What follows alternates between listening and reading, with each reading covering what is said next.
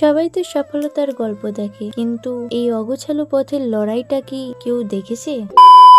Hello বন্ধুরা, রাধে রাধে। আমি স্নেহা। তো আজ আমার জীবনের কিছু বাস্তব অভিজ্ঞতা তোমাদের কাছে শেয়ার করতে চলে এসেছি। আমাদের সবাইয়ের জীবনটা খুব গোছানো নয়, বরং অগোছালো। যেমন ধরো, সেলাইয়ের সুতোর মতন আমাদের স্বপ্নগুলো মাঝে মধ্যে জট পাকিয়ে যায়, তাই না? কিন্তু এই জট খুলতে খুলতেই তো জীবনটা সুন্দর হয়ে ওঠে। জানি আমি একা নই, আমার মতন অনেকেই প্রতিটা মুহূর্তে জীবনের সাথে লড়াই করে যাচ্ছে।